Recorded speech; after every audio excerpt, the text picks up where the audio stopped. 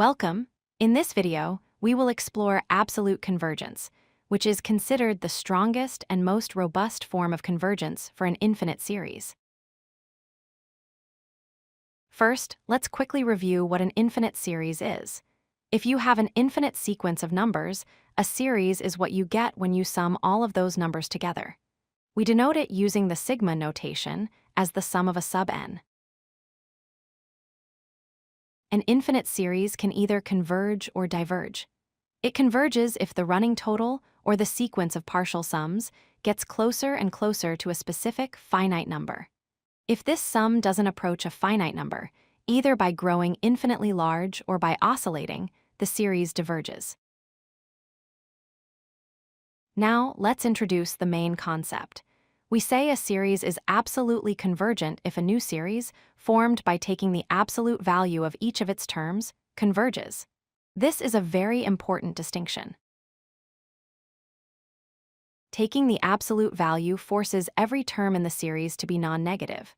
This is a stricter condition because it prevents convergence that might only happen because negative terms are canceling out positive terms.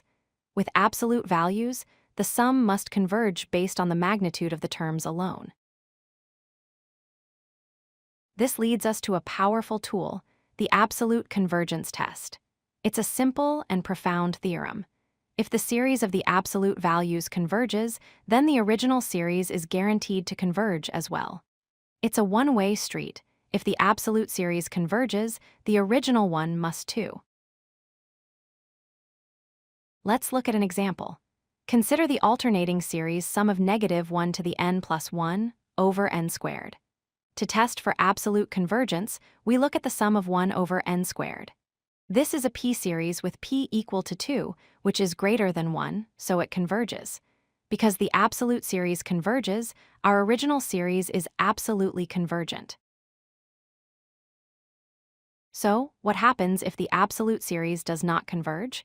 This brings us to conditional convergence. A series is called conditionally convergent if the original series converges, but the series of its absolute values diverges. The convergence is conditional on the presence of those negative terms providing cancellation.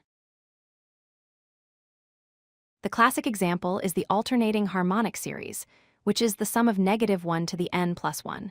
Over n, the alternating series test shows that this series converges.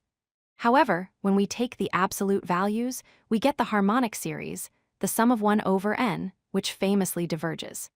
Therefore, the alternating harmonic series is conditionally convergent. To summarize, absolute convergence is when the series of absolute values converges. This is a strong condition that implies regular convergence. Conditional convergence occurs when the original series converges, but the absolute series diverges. A fascinating fact is that for absolutely convergent series, you can rearrange the terms in any order, and the sum will always be the same, a property that does not hold for conditionally convergent series. If you like this video, hit that like button and don't forget to subscribe. Visit codelucky.com for more such useful content.